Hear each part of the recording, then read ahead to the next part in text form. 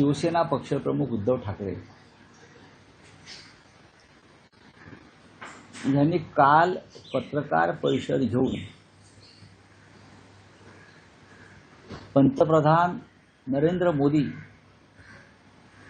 हे अप्रत्यक्षपणे न्याय व्यवस्थेवर म्हणजे सुप्रीम कोर्टावरती खासदार किंवा पक्षफुटी संदर्भात जो खटला सुरू आहे त्याबाबत सुप्रीम कोर्टावरती अप्रत्यक्ष दबाव आणतात याविषयी त्यांनी काल एक भूमिका ठामपणे मांडली आणि ती भूमिका चुकीची नाहीये. 4 वर्ष प्रलंबित असलेल्या खटल्याची सुनावणी आता सुरू आहे.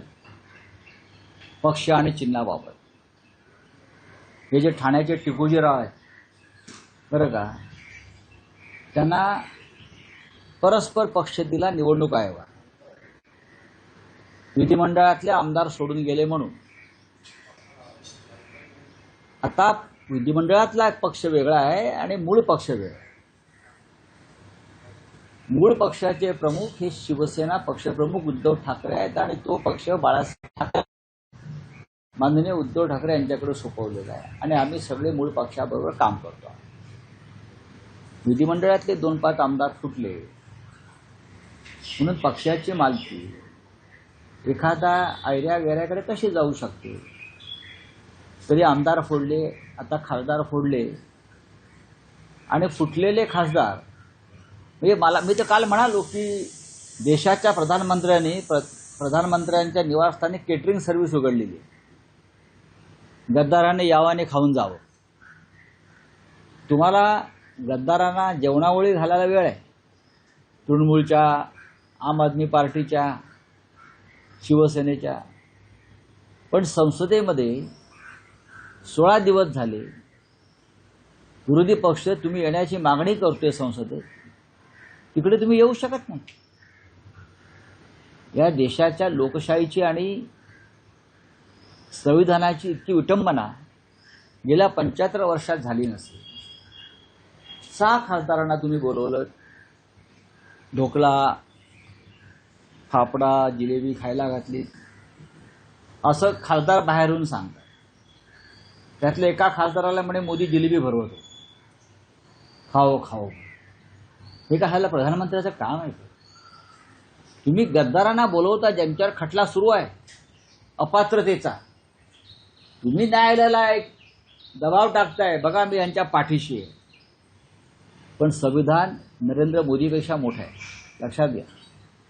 या देशाची घटना ही मोदींपेक्षा मोठी आहे आणि सुप्रीम कोर्ट सुद्धा मोदींपेक्षा मोठं आहे. आम्हाला खात्री आहे ते निष्पक्ष न्याय देतील. आम्हाला संविधानानुसार न्याय पाहिजे, हे उद्धवजींचं म्हणणं बरोबर आहे. आम्हाला मेहरबानी नको आहे किंवा न्याय विकत नको आहे. हा पहिला विषय. दुसरा विषय तुम्ही काय सांगताय? काय शरद पवारांच्या पक्षाची आपल्याकडे आतली खबर? हो मग अनुषंगाने पाहिलं जातं टीएमसीचा गट एकत्र भेटतो, दुसरीकडे शिवसेनेचे खासदार भेटतात. शरद पवार देखील त्याच वाटतं. माझं आत्ता सुप्रियाताई सुळेंशी बोलणं झालं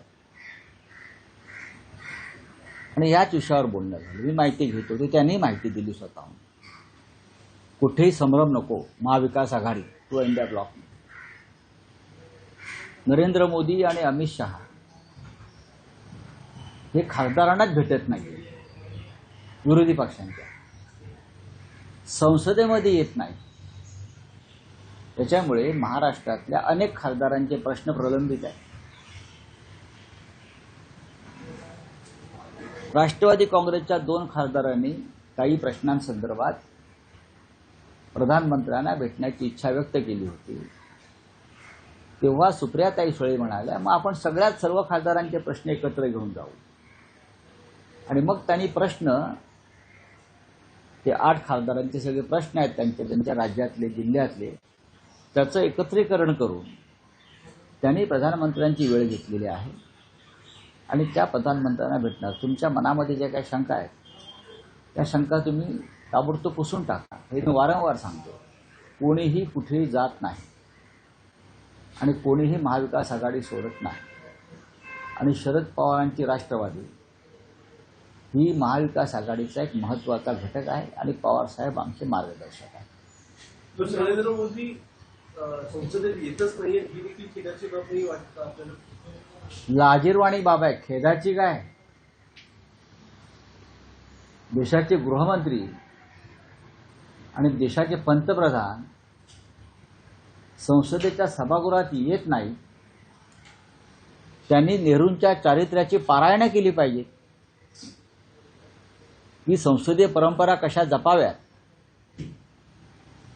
आणि संसदीय लोकशाहीमध्ये विरोधी पक्षाचा सन्मान कसा राखावा या परंपरांच्या संदर्भात मोदी आणि शहा यांनी पंडित जवाहरलाल नेहरूंच्या चारित्र्याची आणि त्यांच्या संसदीय कार्याची पारायणं केली पाहिजे. एवढंच मी सांगतो. प्रशांत किशोर यांनी खरं सुनेत्रा पवार यांची भेट घेतलेली होती. त्याच्यानंतर अमित शहा जे आहेत ते मुंबईत आलेले होते. एअरपोर्टवरती सुद्धा सुनेत्रा पवार जे आहेत त्या रिसिव्ह करण्यासाठी आलेले आहेत. बैठकीला सुद्धा गैरहजर म्हणजे महाविकास. मला त्यातलं काय माहित नाही. तसं काही तुमच्या डोक्यात असेल. बघा, हा मुळात हे सगळे पक्ष जे आहेत महायुतीमध्ये खडा वगैरे पडला आहे सगळे. कसले खडे? हे धोंडे आहेत सगळे. खडे कसले? हे मुळात हे दोन्ही पक्ष जे आहेत, शिंदेचा पक्ष आणि अजित पवारांचा पक्ष, या पक्षाची मालकी अमित शहाकडे आहे. या पक्षाची स्थापना अमित शहाने केली. त्याच्यामुळे ते आले नाहीत, गेले नाहीत काय, हे सगळे सूत्रधार अमित शहा आहेत त्या पक्षांचे. या पक्षाचा मालकी हक्क शिंदे गटाचा आणि अजित पवार गटांचा. अजूनही तो अजित पवार गट म्हणून ओळखला जातो. हे दोन्ही पक्ष किंवा गट हे अमित शहाने स्थापन केलेले आहे. पण लवकरच मिंद्यांचा गट हा एकतर भाजपात विलीन होईल किंवा त्यांना दुसऱ्या पक्षात विलीन व्हावं लागेल. कारण सुप्रीम कोर्टामध्ये जो खटला सुरू आहे आणि त्या संदर्भात जे आमचं संविधान सांगताय ते शेड्यूल, त्यानुसार त्यांना भारतीय जनता पक्षामध्ये विलीन व्हावं लागेल. त्या पक्षाचं अस्तित्व लवकरच संपणार आहे. गटाचं, पक्ष नाही गटाचं. बोलिये. आता आधी सांगतो ना. आणि दुसरा असं आहे की आता माझ्याकडे आमच्या नाशिकचे प्रमुख लोक आलेत. केशवराव पोरजे आलेत, जे आमचे जे महापालिकेतले शिवसेनेचे गटनेते आहेत बाहेर. आमचे आलेले आहेत योगेश भोर. नाशिकमधले खड्डे जे आहेत, या खड्ड्यांमुळे रोज लोक जखमी होत आहेत. रोज 5-25 लोक जखमी होत आहेत. अजूनही नाशिक हे मुख्यमंत्र्यांचं दत्तक शहर आहे आणि त्यांचे चंपतराय गिरीश महाजन हे आता तिकडे प्रमुख आहेत. पण अजूनही रस्त्यात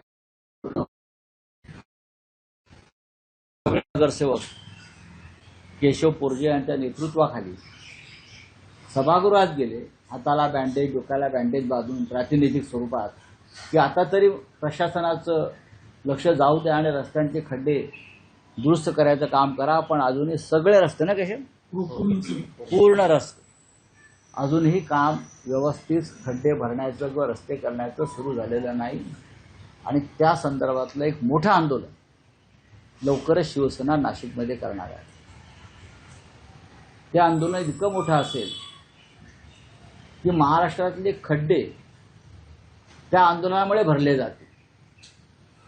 मुख्यमंत्री, या राज्याचे मुख्यमंत्री देवेंद्र फडणवीस हे नाशिकसारखं शहर दत्तक घेतात. 2दा मुख्यमंत्री झाले. अजूनही ते त्यांचं दत्तक विधान आहे. नाशिकला जातात, हेलिकॉप्टरने उतरतात, कधी विमानानं जातात. लोकांनी कसा प्रवास करायचा? लोकांनी मरायचं, खड्ड्यात पडून जखमी व्हायचं. हजारभर लोक गंभीर स्वरूपाचे जखमी झाले. 4 लोकांचा मृत्यू झाला, 6 लोकांचा मृत्यू झाला. त्या सामन्यानं अग्रलेख पण लिहिला होता आम्ही. 6 लोक मृत्यू पावली. खूप कोमात आहे. 5-6 जण कोमात आहेत. योगेश बरोबर ना? 5-6 जण कोमात आहेत. याचं गांभीर्य तुम्हाला नाही. त्या राज्याच्या मुख्यमंत्र्यांना, राज्याच्या उपमुख्यमंत्र्यांना, त्या जिल्ह्याच्या पालकमंत्र्यांना फक्त ठेकेदारी सुरू आहे. आता कुंभमेळा आला, ठेकेदारीचीच कामं चालू आहेत ना. त्या साधू संतांनी खड्ड्यात पडायचं आहे का तिकडल्या? जे साधू संत, जे आखाडे येणार आहेत, शंकराचार्य येणार आहे, त्यांना ते तुम्ही खड्ड्यातून प्रवास करायला लावणार आहात का? हिंदुत्व खड्ड्यात घालताय का? आणि त्यासाठी नाशिकचे सगळे प्रमुख लोक आता आले आणि दणका देणार आम्ही. छगन भुजबळांना आमंत्रण करणार काय आंदोलनामध्ये? त्यांनी पण आवाज उचललेला त्या संदर्भात. हे आंदोलन सरकारपणाविरुद्ध आहे. महापालिकेचे जे प्रशासन आहे, महापालिकेचे जे आयुक्त आहेत किंवा कुंभमेळा आयुक्त, नवीन काहीतरी पद निर्माण झालं आहे, आणि मुख्य म्हणजे चंपतराय भाजपचे गिरीश महाजन, हे त्यांच्या विरुद्धचं आंदोलन. नाशिकची कशी लूट केली, पैचा हिशोब आम्हाला मागावा लागेल. कुठे गेला पैसा? हा बोले आप. मुंबई गोवा महामार्गाचा धर्मेंद्र प्रधान ने कहा है कि जयंती को भड़काया गया था, गुमराह किया गया था. धर्मेंद्र प्रधान ने कहा है कि जयंती को भड़काया गया था, गुमराह किया गया था. किस तरह से आप देखते हो फेसबुक? धर्मेंद्र जो प्रधान जी है, कहां से रिसर्च करके आते हैं? अगर भड़काया गया था तो भड़काने वाला आप ही है ना. जैन जी भड़क गए आपकी वजह से. जिस प्रकार से आपने एजुकेशन मंत्रालय चलाया, नीट के पेपर लीक हो गए, बार बार एग्जाम पोस्टपोन किया गया, तो लोग भड़क ही जाएंगे बच्चे. आप जिम्मेदार हैं. क्या भड़काया गया? देखो, बार बार कोई ये बीजेपी का आरएसएस के लोग बोलता है जैन जी देशद्रोही है, ये बोलता है उनको भड़काया गया. बीजेपी के लोग बोलते हैं जैन जी टुकड़े टुकड़े गैंग है. एक बार बैठकर एक मीटिंग लीजिए आप लोग, धर्मेंद्र प्रधान जी, फिर प्रधानमंत्री मोदी जी, फिर उनके राष्ट्रीय अध्यक्ष नितिन नवीन जी, आरएसएस के प्रमुख, एक बार सब बैठ लीजिए परिवार और तय कर लीजिए जैन जी के बारे में, युवाओं के बारे में उनकी क्या राय है. टुकड़े टुकड़े गैंग है, वो बच्चे राष्ट्रभक्त है, बच्चे भटक गए हैं, बच्चों को भड़काया गया है, बच्चों का इस्तेमाल किया है. एक बार तय कर लीजिए और फिर सामने आइए. अलग अलग बात मत करिए. एमपी जो मिलने गए थे मोदी को, उस बारे में क्या कहना आपको? क्योंकि देखा जाएगा तो एकनाथ शिंदे बोलते थे कि महाशक्ति है उनके पीछे. अभी ये मिलने गए खासदार बोल रहे हैं. अगर ये मोदी को महाशक्ति मानते हैं ना, तो लगता है उनका दिमाग ठिकाने नहीं है. उनको दिमाग का ऑपरेशन करना पड़ेगा. ये महाशक्ति वगैरह कुछ नहीं, खत्म हो गई. 6 गद्दार लोग मिलने गए जिनके खिलाफ सुप्रीम कोर्ट में एक केस चल रही है डिस्क्वालिफिकेशन की. उसके बाद यहां सुप्रीम कोर्ट में पार्टी का सिंबल और पार्टी के स्वामित्व के बारे में केस चल रही है. अगर मोदी जी उनको मिलते हैं ऐसे गद्दारों को और एक कहते हैं कि मैं तुम्हारे साथ हूं, चिंता मत करो, डरो मत, उसका मतलब है इनडायरेक्टली वो सुप्रीम कोर्ट पर प्रेशर लाना चाहता है. वो सुप्रीम कोर्ट को मैसेज देना चाहते हैं, मैं गद्दारों के साथ खड़ा हूं, इसलिए आप उस तरह से आपका निर्णय देना. ये इनडायरेक्टली प्रेशर टैक्टिक है सुप्रीम कोर्ट के ऊपर और एक गलत है. मोदी जी किसको सपोर्ट कर रहे हैं? गद्दारों को. संविधान के खिलाफ मोदी की ये कृति है. चलो, थैंक यू.